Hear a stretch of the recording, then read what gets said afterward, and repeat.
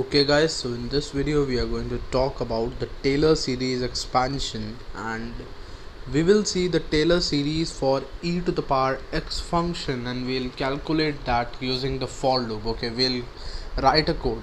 This is a kind of an advanced question in loops. Okay, and guys, this video is not going to be only in English. आज से मैं हिंदी भी start कर रहा हूँ. क्यों? क्योंकि यार देखो, मैं तुम्हें बताता हूँ हुआ क्या. अभी तक हम लोगों ने प्राइम नंबर पढ़ा, फैक्टोरियल पढ़ा, जो भी चीज़ें पढ़ी हम लोगों ने हिंदी में पढ़ी, मतलब इंग्लिश में पढ़ी. ठीक है, देखो मेरे साथ ये है कि मुझे जितना कोई अगर हिंदी में समझाएगा और वही चीज़ अगर मुझे कोई इंग्लिश में समझाएगा, मुझे बराबर समझ में आती है. बट मैंने देखा कई लोग ऐसे होते हैं जिनको समझ तो बराबर में आती है लेकिन फील सिर्फ हिंदी में ही आती है. तो मैंने कहा यार, इस टेलर सीरीज़ एक्सपेंशन वाली वीडियो से बढ़िया कोई वीडियो नहीं हो सकती अपने आप को ट्रांजिशन करने के लिए, बिकॉज ये एक ऐसी वीडियो है जिसमें आपको ज़रूरत पड़ेगी कि मैं हिंदी में ही समझाऊं, क्योंकि it's quite a tough video. Okay guys, this is going to be tough. यहाँ पे आपको डेफिनेशन में जो शब्द दिख रहा है ना, derivatives means differentiation in maths, ये इसका प्री रिक्विजिट है. इस वीडियो का एक प्री रिक्विजिट है differentiation in maths. You should know about the differentiation in maths. Also for learning this video you should know what e to the power x function is. ठीक है, आपको थोड़ी बहुत मैथ्स आनी चाहिए, आपको डिफरेंशिएशन आना चाहिए मैथ्स में, आपको ई की पावर एक्स के फंक्शन के बारे में पता होना चाहिए कि क्या होता है. ई के बारे में पता होना चाहिए, पता होगा ना. ई एक कांस्टेंट होता है जिसकी वैल्यू 2.7 समथिंग समथिंग होती है ना. तो ये सब आपको थोड़ा बहुत आइडिया होना चाहिए, तभी आप लोग इस वीडियो को देखना. ठीक है, तो यहाँ पे यार आपके सामने ये फॉर्मूला लिखा हुआ है, टेलर सीरीज एक्सपेंशन का पूरा फॉर्मूला. ठीक है, और यही फॉर्मूले से हम लोग पहले ई टू द पावर एक्स की सीरीज़ निकालेंगे और उसके बाद हम लोग देखेंगे कि हम लोग को करना क्या है. काफ़ी ज़्यादा मैथमेटिक्स इस वीडियो में इन्वॉल्व होने वाला है. ठीक है, तो और मैंने आपको बोला जैसे कि ये एडवांस थोड़ा सा प्रॉब्लम है, तो पूरा टाइम देना यार इस वीडियो को. ठीक है, कहीं मतलब शांति से बैठ के देखना. तो हम लोग करते हैं स्टार्ट अब इसकी एक्सप्लेनेशन को. ओके गाइस, सो हम लोग आते हैं टेलर सीरीज़ के एक्सपेंशन पे. ओके, तो अभी आप लोगों ने अपनी स्क्रीन पे पीछे पूरा फॉर्मूला देखा था टेलर सीरीज़ का, और अब हम लोग उसी को एक्सपैंड करेंगे. ठीक है, यहाँ पर तो सबसे पहले तो मैं आपको समझा दूँ, एफ ऑफ एक्स माइनस सी इस तरीके के फंक्शन पे टेलर सीरीज़ अप्लाई होती है. ओके, एंड कुछ इस तरीके से आप लोगों को पीछे लिखा हुआ दिखेगा, मतलब जो आप अगर रिवाइंड कर लोगे वीडियो को तो आपको दिख जाएगा. जो सीरीज़ लिखी हुई थी वो कुछ ऐसे लिखी हुई थी. ठीक है, f of c plus f dash c into x minus c by 1 factorial and so on, ऐसे करके ये सब लिखा हुआ था. ओके, अगर मैं ई की पावर एक्स जो मेरा एक्सपोनेंशियल फंक्शन होता है, अगर मैं इसको फॉर लूप से यहाँ पे इवैल्यूएट करना चाहता हूँ तो उससे पहले मुझे काफ़ी कुछ यहाँ पे करना पड़ेगा. पहले तो मुझे ई की पावर एक्स की टेलर सीरीज़ निकालनी होगी, फिर उसको एक पर्टिकुलर फॉर्मेट में लाना होगा ताकि मैं उस पर फॉर लूप लगा सकूँ. तो मैं वही करने वाला हूँ. गाइस देखो, अगर आप एफ ऑफ एक्स ई की पावर एक्स लिखते हो तो आप ई की पावर एक्स माइनस ज़ीरो को एफ ऑफ एक्स माइनस सी भी तो लिख सकते हो, जहाँ पे सी ज़ीरो है. लिख सकते हो या नहीं लिख सकते? यहाँ पे सी ज़ीरो है, लिख सकते हो ना. तो अगर मैंने इसको f of x minus c लिख दिया तो मैं इसको इवैल्यूएट कर सकता हूँ यूजिंग द टेलर सीरीज़, क्योंकि f of x minus c format वाले फंक्शंस पे ही ये टेलर सीरीज़ लगती है.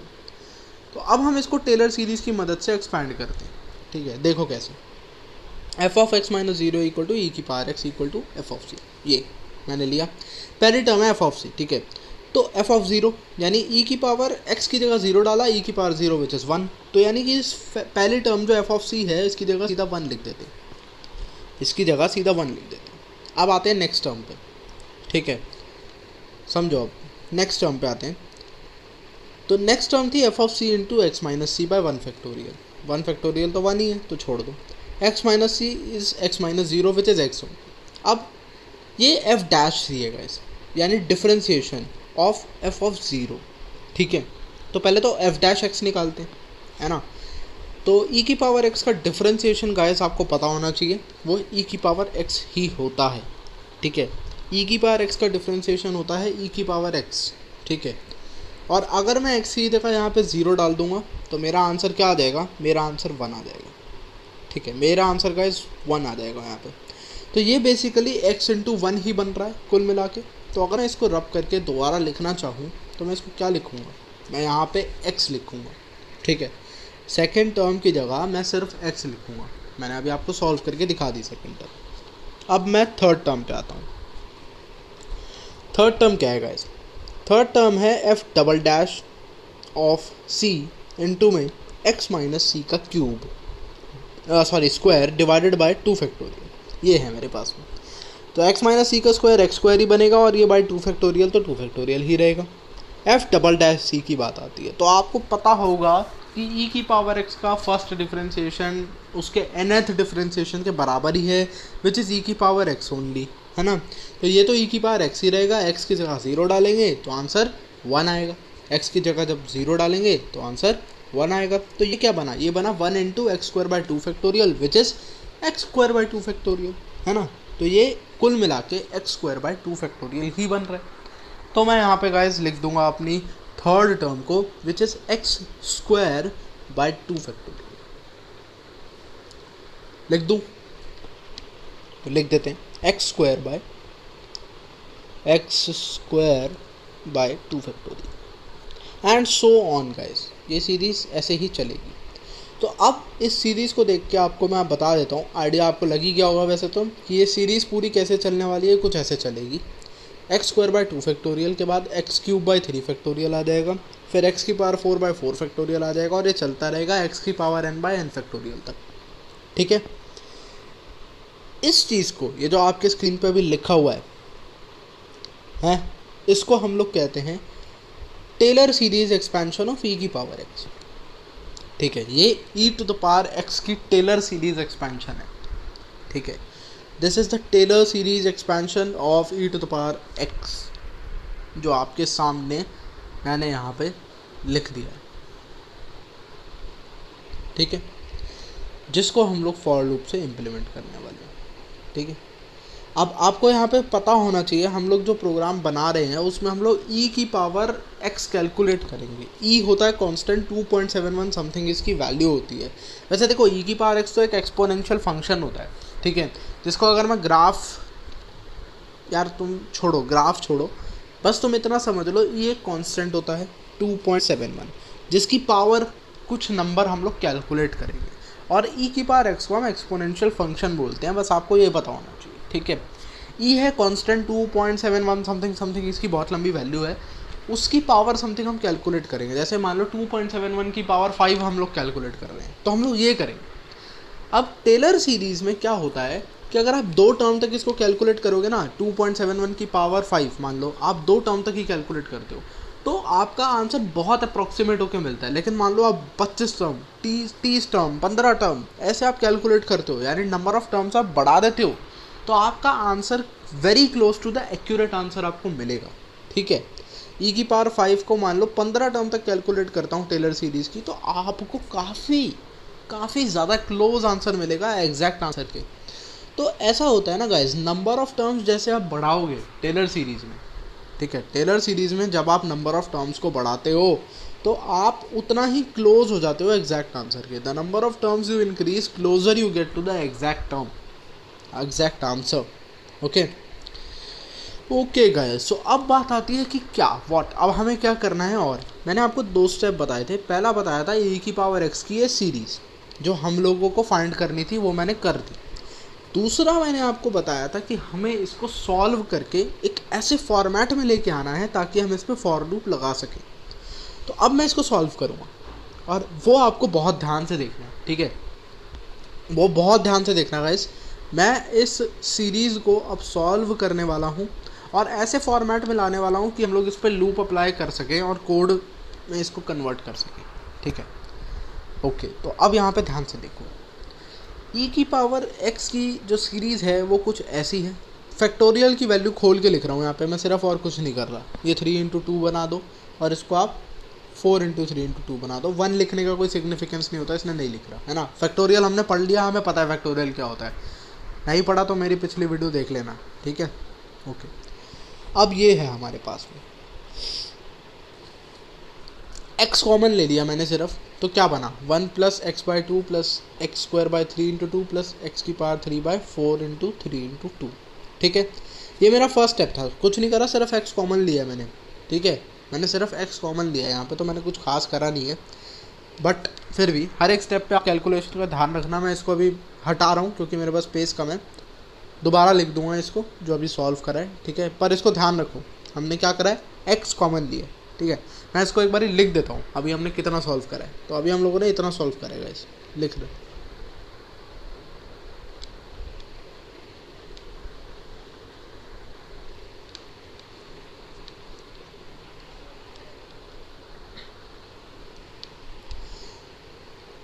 सो अभी तो हम लोगों ने यहाँ तक इसको सॉल्व करा था। अब देखो अंदर मैं x/2 को कॉमन ले रहा हूँ,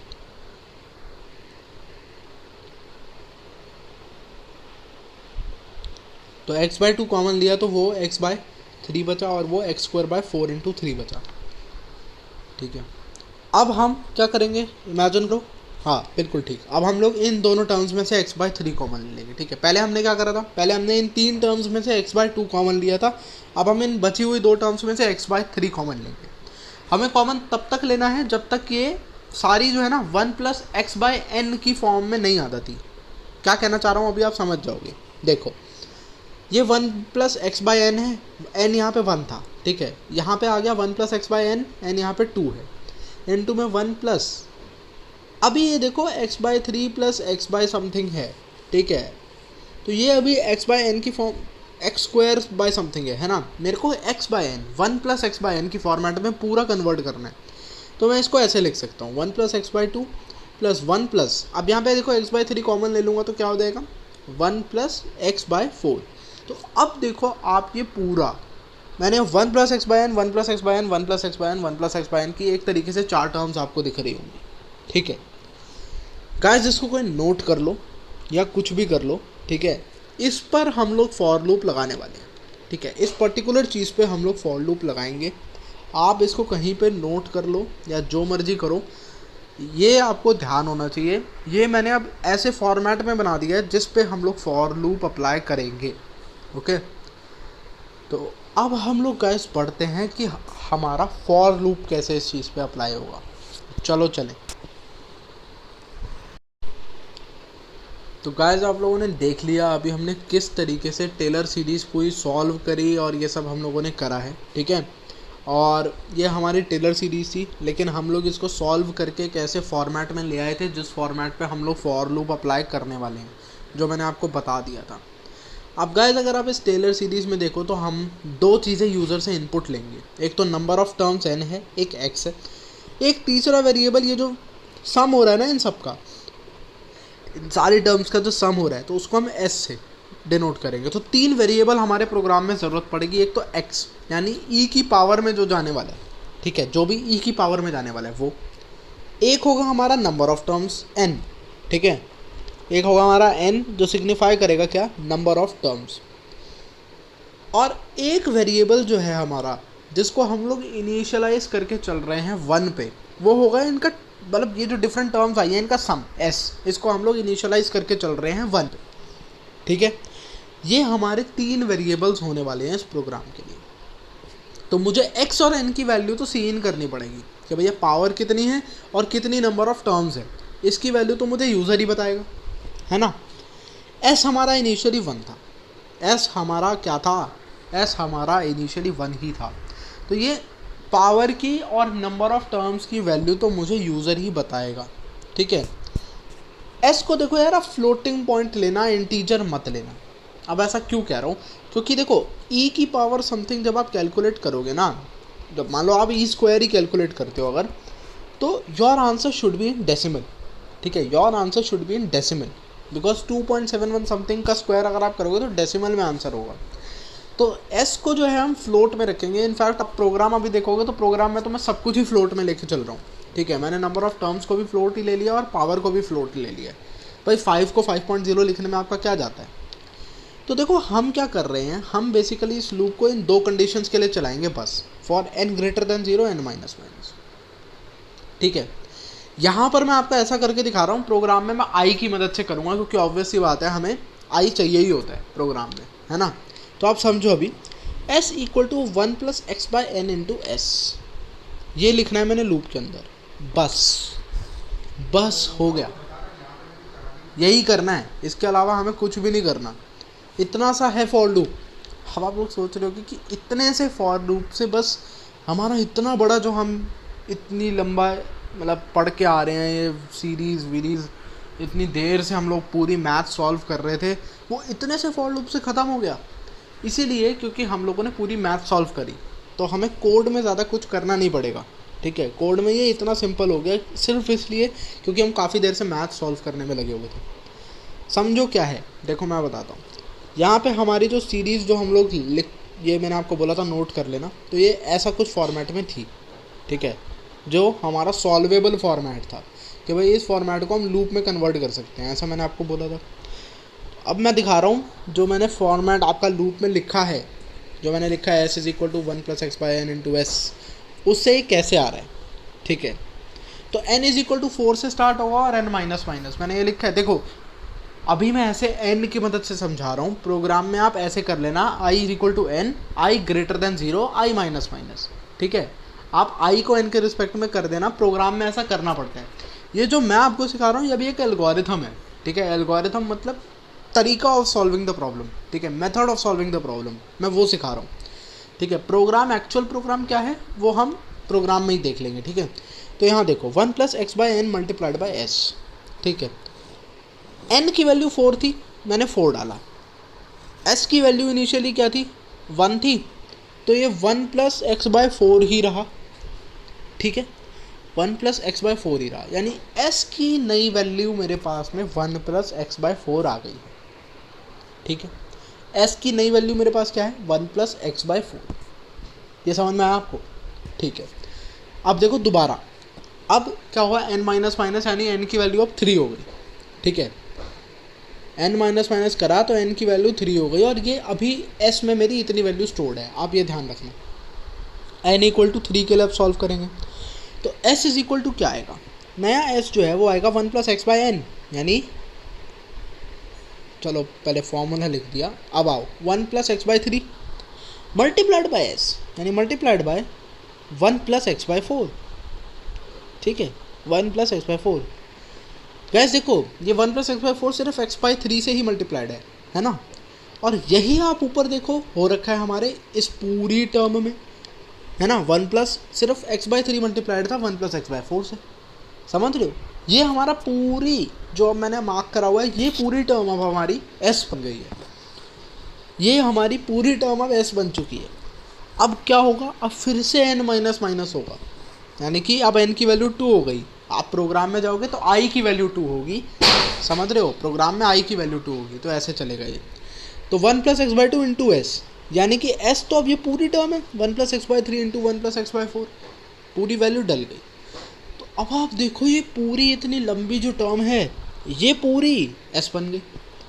और अगर मैं आपको ऊपर से दिखाऊं, इसको ऊपर अगर मैं आपको दिखाऊं तो ऊपर से भी मेरे को पहले रब करना पड़ेगा, थोड़ा सा घौच पौच हो रहा है, वरना इसको हटा देते हैं, है ना। अब आप देखो ये पूरी ही टर्म हमारी s बन गई। ठीक है, अब लास्ट रह गया क्योंकि n ग्रेटर देन 0 तक ही चल रहा था, 1+x/1 इंटू में s, यानी कि इंटू में ये पूरी term which is 1+x/2 into 1+x/3 into 1+x/4। और गाइस देखो ये हमारा एग्जैक्ट ऊपर वाला एज इट इज़ आ गया है, आ गया। n इज इक्वल टू 1 तक ही रहेगा, n ग्रेटर देन 0 क्योंकि कंडीशन थी। देखो गाइस एग्जैक्ट पूरी ऊपर वाली टर्म आ गई, और ये ऊपर वाली टर्म ही तो चाहिए थी ना मुझे, लूप से यही तो चाह रहा था कि ऊपर वाली टर्म आ जाए। अब एक्चुअल में हो क्या रहा है यहाँ पे गाइस कि x की वैल्यू तो आपको यूज़र बताएगा कि भाई e की पावर मान लो 5 उसने बोला मेरे को कैलकुलेट करना है, तो वो वैल्यू बताएगा आपको x की वैल्यू 5 है ना, क्योंकि e की पावर 5 कैलकुलेट करनी है। तो यहाँ पे हर जगह आप x की जगह 5 रख दो। ठीक है, यहाँ पे मैं आपको करके दिखा देता हूँ थोड़ा सा, मतलब पूरा सॉल्व नहीं कर रहा, मैं आपको सिर्फ दिखा रहा हूँ कि आपको आंसर क्या मिलने वाला है। तो कंप्यूटर ये करेगा, x की जगह हर जगह 5 डाल देगा वो। ठीक है, कंप्यूटर आपका हर जगह x की जगह 5 डाल देगा, ठीक है ना। तो वो कुछ ऐसा सा प्रॉब्लम बन गया है और इसका आंसर s में स्टोर हो रखा है।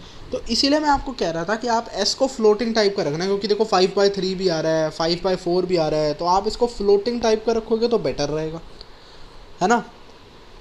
तो भाई ये था हमारा पूरा का पूरा जो भी एक्सप्लेनेशन पार्ट था।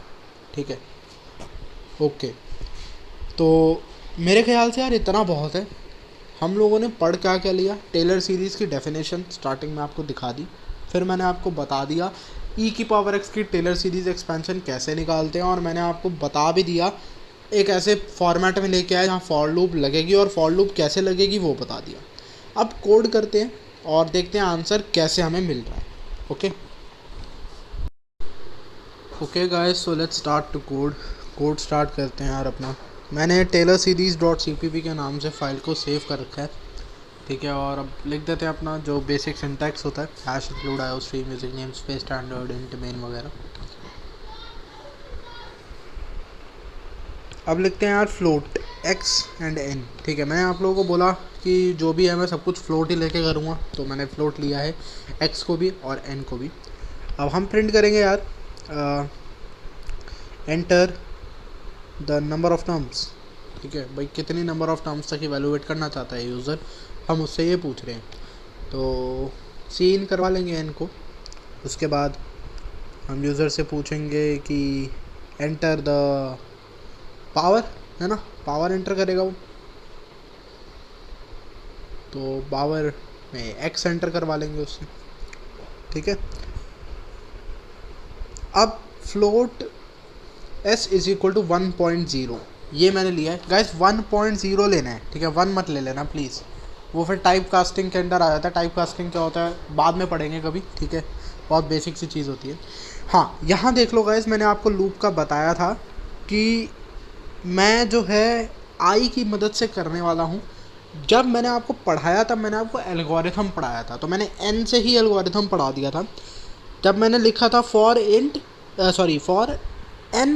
ग्रेटर देन 0, ठीक है ना, तो मैंने ये लिखा था n greater than 0 and n minus minus, जो यहाँ पे मैं कमेंट्स में लिख रहा हूँ, अगर आप लोगों को दिख रहा है तो, लग नहीं रहा दिख रहा होगा, थोड़ा सा एक बारी ये देख लो आप, ठीक है, जूम कर देता हूँ तो अब शायद आपको क्लियरली दिख रहा होगा। तो ये जो मैंने कमेंट्स में लिखा है for n greater than 0 n minus minus, पहले तो मैं यार ये लिख रहा था, लेकिन अब मैंने क्या करा, आई की टर्म्स में इसको ले गया कि भाई n greater than 0 n minus minus का मतलब क्या है कि सबसे हाईएस्ट वैल्यू से स्टार्ट होना था, तो आई इक्वल टू एन से स्टार्ट कर लिया। ग्रेटर देन 0 रहना था तो आई ग्रेटर देन 0 कर दिया, और एन की वैल्यू डिक्रीज होते जानी थी तो आई माइनस माइनस करा, तो आई में जो एन की वैल्यू है वो डिक्रीज होती जाएगी, ठीक है, ये करा मैंने। S is equal to 1 plus x by n नहीं आएगा, अब आई आएगा, ठीक है, क्योंकि पहले गाइस देखो, पहले लूप में एन यूज़ कर रहे थे तो एन लिखा था, ठीक है। अब हम आई लिखेंगे, अगर आप चाहो तो आप एक बारी इसको खुद से करके देख लेना, आई की वैल्यू डाल के देख लेना, आपको समझ में आ जाएगा, ठीक है, आई की वैल्यू डाल के देख लेना, आपको समझ में आ जाएगा, है ना। ओके, तो ये हम लोगों ने करा है चेंज थोड़ा सा, और बस अब इसके बाद तो हमें प्रिंट करवाने, है ना, रिटर्न 0 करवा और करते हैं यार अपना काम, ठीक है। तो बिल्ड एंड रन कर देता हूँ एक बार इसको। Enter the number of terms, मैं एंटर करता हूँ 10 एंड पावर एंटर करता हूँ लेट्स से 3। तो अब देखते हैं क्या आता है। सॉरी गाइस, मैं प्रिंट ही करवाना भूल गया, मैंने बोला भी कि प्रिंट करवाते हैं और रिटर्न 0 लिख के छोड़ दिया मैंने। प्रिंट करवाते हैं पहले इसको। ओके, अब देखते हैं, तो बिल्ड एंड रन करते हैं अब इस कोड को, और लिख भी थोड़ा प्रॉपर तरीके से देते हैं भाई, 10.0 ही लिख देते हैं, है ना, और 3.0 लिख देते हैं। तो ये क्या निकाल रहा हूँ, ई की पावर 3 की वैल्यू निकाल रहा हूँ। तो आप देखो आंसर आ रहा है 20.0797, ठीक है, 20.0797 ये हमारा आंसर आ रहा है ई की पावर 3 का, ठीक है। मैंने यहाँ पे एक वेबसाइट खोली हुई है जिसमें मैं ई की पावर 3 डाली, तो आपके सामने डाल देता हूँ एक बारी फिर भी दोबारा। ई की पावर 3 डाली हुई है, आंसर देखो 20.08554, तो काफ़ी क्लोज है ना हमारा आंसर, है ना, 20.079 and 20.08 is very close. Okay, but बात ये आती है, क्लोज नहीं जी, मुझे तो काफ़ी क्लोज चाहिए, ठीक है, ये है क्लोज आंसर। मैंने आपको बोला था कि आप और क्लोज आंसर कैसे ला सकते हो, नंबर ऑफ टर्म्स बढ़ा के, ठीक है, ये मैंने आप लोगों को बोला था कि हम लोग बढ़ा सकते हैं नंबर ऑफ टर्म्स, ठीक है। तो नंबर ऑफ टर्म्स हम लोग कैसे बढ़ाएंगे, देखो यहाँ पे जब बिल्ड एंड रन करेंगे तो नंबर ऑफ टर्म्स में 20 टर्म्स कर देते हैं, ठीक है, 20 टर्म कर दो। तो जैसे हमने 20 टर्म्स करी और यहाँ पर x की वैल्यू 3 रखते हैं जब, तो आप देखो क्या हुआ, 20.0855 आ गया, ठीक है। और वेबसाइट पे जाके आंसर देखोगे तो 20.08554 है। अब देखो पंगा क्या आ रहा है, हो सकता है कि मेरा कंप्यूटर मुझे 20.08554 आंसर ही दे रहा हो, लेकिन मुझे 4 नज़र नहीं आ रहा। समझ रहे हो, मुझे 4 नज़र नहीं आ रहा, क्यों? क्योंकि मेरा आंसर तो ये 4 डेसिमल प्लेस तक ही दे पा रहा है, ठीक है। तो यहाँ क्या करो, आप अगर चाहते हो कि आपका आंसर 5 डेसिमल प्लेस तक आए, तो पहले तो आप यहाँ पे एक IO मैनिप करके एक हेडर फाइल होती है, इनपुट आउटपुट मैनिपुलेशन, इस फाइल को आप इंक्लूड करो। और यहाँ पे हम लोग एक फंक्शन का इस्तेमाल करेंगे जिसको सेट प्रिसिशन फंक्शन कहते हैं। देखो यहाँ पे आपने कुछ ऐसा लिखना है, सी आउट फिक्स्ड, और फिर आपने लिखना है यूँ सेट प्रिसिशन, ठीक है, सेट प्रिसिशन, और ब्रैकेट में अभी 4 लिख रहा हूँ दिखाने के लिए कि 4 डेसिमल प्लेस तक ही आंसर आएगा, ठीक है, फिर 5 भी कर देंगे। तो जैसे ही अगर मैं इसको, अरे आउटपुट खुला हुआ है, मैं इसको बिल्ड एंड रन करता हूँ। अच्छा सॉरी गाइज, यहाँ पे .h नहीं लगाना, आपको कोड ब्लॉक्स में नहीं लगाना, ठीक है। वैसे आपको लगाना होता है बट कोड ब्लॉक्स में नहीं लगाना, तो कोई नहीं, चलो रन कर दिया अब हमने इसको। तो देखो enter the number of terms, मैं 20 टर्म्स ही एंटर करूँगा, और पावर भी मैं 3 एंटर करूँगा, आपको पता ही है, ठीक है। तो पावर एंटर करूँगा 3, तो यहाँ पे ये 4 डेसिमल प्लेस तक मेरे को आंसर दे रहा है। अब आप कहोगे पहले भी 4 तक दे रहा था, मुझे पता कैसे चलेगा ये वर्क कर रहा है नहीं कर रहा, तो यहाँ पे 5 करता हूँ। 5 डेसिमल प्लेस जैसे ही मैंने करा, तो अब यहाँ पे आपको 5 डेसिमल प्लेस तक आंसर मिलेगा, ठीक है। अब आपको 5 डेसिमल प्लेस तक आंसर मिलेगा इसका। तो अगर मैं इसमें 20 टर्म्स डालूँ और पावर 3 डालूँ, तो 20.08554 which is exactly equal to the answer given by this website. आप देख सकते हो एग्जैक्ट सेम आंसर मेरा आया है इस वेबसाइट से, ठीक है। तो यही मैं आप लोगों को गाइस बताना चाह रहा था, ठीक है, यही मैं आप लोगों को बताना चाह रहा था। तो यही है यार इस कोड में, एंड काफ़ी कॉम्प्लेक्स है यार ये। आई होप आप लोगों को यार ये वीडियो पसंद आई होगी। Please like share and subscribe ज़रूर करना यार, प्लीज़ कर देना, और बाय।